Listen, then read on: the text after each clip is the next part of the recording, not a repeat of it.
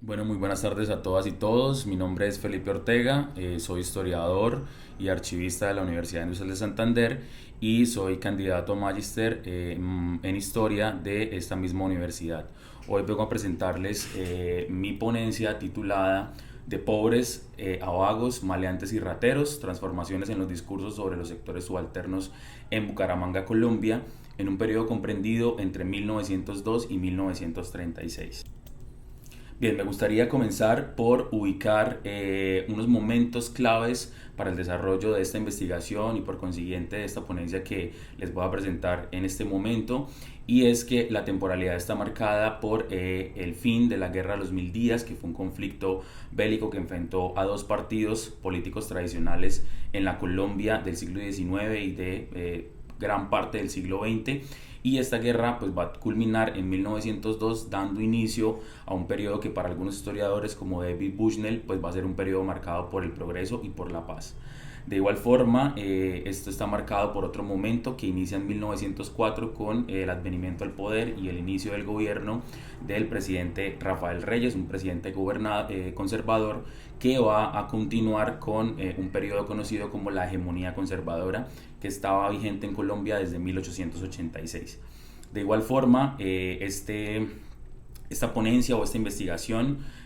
toma como punto de referencia el fin de esta hegemonía conservadora y el inicio de lo que algunos historiadores van a llamar como la República Liberal en 1930, extendiendo unos 6 años para llegar a la expedición de la Ley 48 sobre vagos, maleantes y rateros, que es parte central de esta investigación, sobre todo porque va a ser una ley que va a materializar una serie de cambios y de transformaciones en torno a las poblaciones pobres y subalternas de Colombia, caracterizándolas con unos nuevos, unas significancias nuevas relacionadas en torno a la vagancia, la mendicidad, el raterismo y otros delitos. Entonces, Colombia y Santander tienen un contexto. Santander es el departamento en el que se inscribe este municipio, tienen un contexto particular en la transición del siglo XIX al siglo XX que va a marcar precisamente los cambios sociales, los cambios económicos y los cambios políticos en los cuales se inscribe este problema de investigación sobre las percepciones que se tenían sobre estas poblaciones. Entonces, parte de esos cambios van a estar signados por una época donde se va a dar un desarrollo económico y comercial de las principales ciudades de Colombia, ciudades que hasta este momento y a lo largo del siglo XIX eran ciudades intermedias o ciudades muy pequeñas, pues van a empezar a adquirir una serie de importancia económica, política y social en el marco de la Colombia de comienzos de siglo. Y pues Bucaramanga también va a ser parte de estos cambios y de este crecimiento de las ciudades, como lo vamos a ver más adelante. Hay una difusión de las ideas de progreso y modernidad, una difusión que va a ser liderada por unas élites políticas y económicas de las ciudades y que se van a inscribir en un proyecto mucho más amplio de modernidad y de progreso y de procesos de modernización en Colombia. También en Santander particularmente y en otras regiones de Colombia se va a experimentar unas crisis agrícolas y una crisis artesanal, principalmente en el mundo rural, que esto va a propiciar, digamos, de la mano con la violencia producto de las guerras civiles del siglo XIX en procesos migratorios de campo a ciudad que van a cambiar la estructura demográfica y urbana de estas ciudades que van a empezar a crecer en las primeras décadas del siglo XX. Por otro lado, también encontramos unas tensiones sociopolíticas que nacen como el resultado del faccionalismo de los partidos políticos tradicionales, el Partido Liberal y el Partido Conservador, y estas tensiones políticas pues van a aportar de nuevo a una realidad política muy violenta que se había experimentado a lo largo del siglo XIX con al menos 9 guerras civiles y pues que se va a continuar de cierta forma con la Guerra de los Mil Días, que es la guerra que está precisamente en el marco de esta transición del siglo XIX al siglo XX. Como ya lo había dicho anteriormente, también va a experimentarse un crecimiento urbano, un crecimiento atribuido a las migraciones, al progreso que se experimentaba en las ciudades, y pues a crecimiento también, digamos, de forma natural que tienen las ciudades en Colombia. Y por último, y pues no menos importante también, este contexto aporta un desarrollo, una preocupación de parte de una élite política y de algunos sectores de profesionales de la salud en relación con, digamos, lo sanitario y lo higiénico, y pues que va a propiciar proyectos en donde poblaciones subalternas, poblaciones empobrecidas o en miseria, pues van a ser objeto de estas medidas también de control. Bien, entrando en detalle, me interesa pues encontrar o evidenciar más bien unos elementos que propiciaron los cambios en las significaciones sobre las poblaciones marginadas o subalternas de Bucaramanga en la primera mitad del siglo XX. Entonces, uno de estos elementos que va a aportar, digamos, algunos condiciones para que esto cambie, va a ser precisamente el crecimiento propio de la ciudad y en particular el crecimiento de la economía de la ciudad. Entonces, en cuanto al urbano, encontramos en este mapa, que es un mapa de 1911 de la ciudad, que aún para las primeras décadas del siglo XX Bucaramanga seguía siendo una ciudad pequeña en términos espaciales. Esta realidad va a cambiar a partir de la década del siglo XX, en donde la ciudad va a romper unas fronteras que se habían establecido, digamos, por condiciones geográficas. Entonces, hacia el norte existía una frontera que era la Quebrada Seca, que era una quebrada y con un deprimido que no permitía que la ciudad creciera hacia allá, y con digamos, la ejecución de algunas obras, sobre todo de conexión, de puentes, pues esta ciudad va a empezar a crecer hacia el norte, ¿no? Conquistando unos terrenos baldíos que hasta ese momento pues tenía la ciudad. Hacia el occidente vamos a encontrar la escarpa de la meseta. Hay que decir que Bucaramanga, digamos, geográficamente está ubicada en una meseta, y pues la meseta desarrolla una serie de implicaciones geográficas que impiden que la ciudad crezca, digamos, en un sentido natural. Y esta zona de la escarpa pues sigue siendo una frontera actualmente en la ciudad que no le permite crecer, pero va a ser el territorio también de conquista donde se van a asentar pues estas poblaciones marginadas, estas poblaciones empobrecidas, porque es el único escenario donde, digamos, una élite económica les permite asentarse. Hacia el oriente vamos a encontrar lo que años posteriores, ya más para la década del 50, va a ser, digamos, la zona más exclusiva en términos económicos de la ciudad, en donde la élite que va a salir del centro de Bucaramanga, producto de este crecimiento demográfico y de, digamos, también las situaciones asociadas a este crecimiento demográfico, pues va a conquistar el oriente en uno de los barrios que actualmente sigue siendo pues un barrio, digamos, de la élite. Y hacia el sur, pues también vamos a encontrar algunos barrios nuevos a partir de la década del 20, en donde se van a asentar poblaciones marginales, y en particular donde vamos a encontrar también para la década del 40 pues el desarrollo de toda una zona de tolerancia para la prostitución, las cantinas, los bares, etcétera. Bien, de la mano con este crecimiento espacial, pues también Bucaramanga en la primera mitad del siglo XX va a experimentar un crecimiento económico y comercial. Este crecimiento económico va a ser atribuido principalmente a un proyecto de integración de Colombia en mercados mundiales, a partir principalmente de la exportación de tabaco y de café,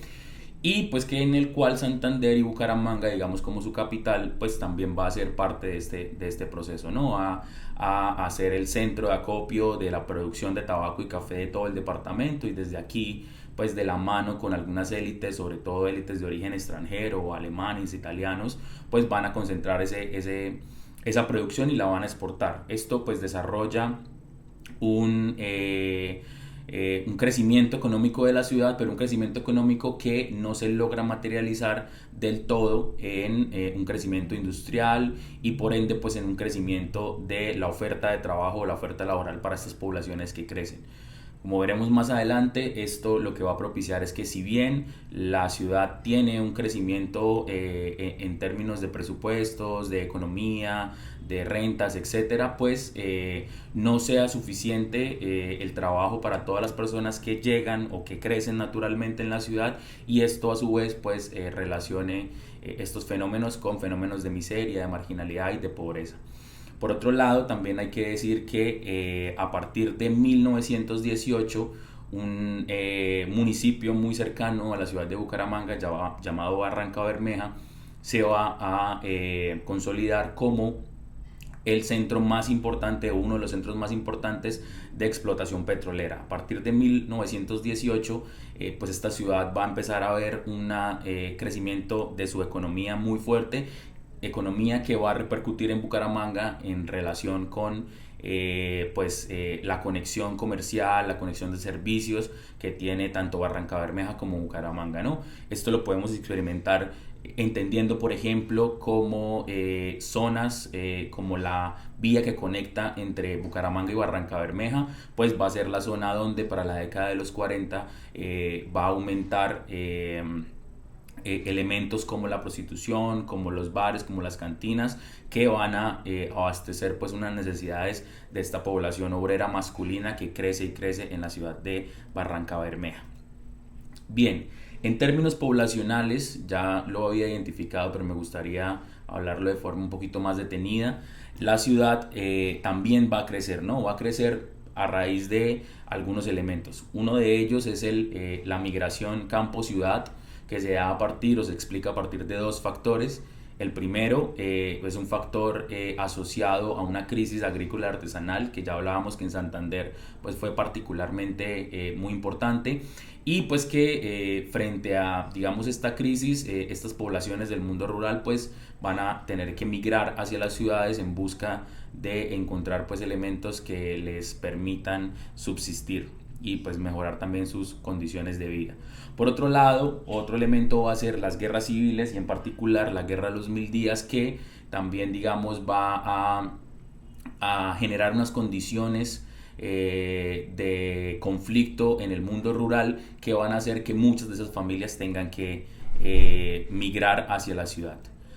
Aquí rápidamente encontramos un balance de los censos que se hicieron para la ciudad de Bucaramanga, en donde de forma concreta pues evidenciamos el crecimiento demográfico de la ciudad, pasando de 17.873 habitantes finalizando el siglo XIX a 51.283 habitantes para 1938, ¿no? Experimentando pues un crecimiento exponencial que responde pues a estas condiciones que anteriormente he descrito. Ahora bien, para ir cerrando y llegando como al centro de lo que se ha encontrado hasta el momento en esta investigación, es importante entender pues este contexto económico, poblacional, urbano, en relación con los cambios que precisamente se van a proponer en cuanto a la caracterización y por consiguiente, digamos, las medidas de control propuestas para reordenar o para controlar estas poblaciones marginales, ¿no?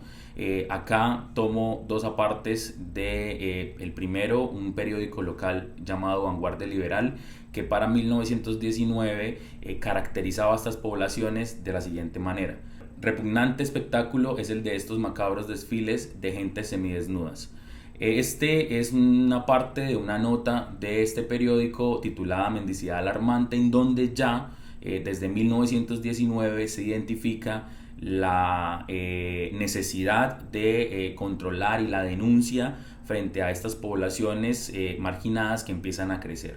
Por otro lado, encontramos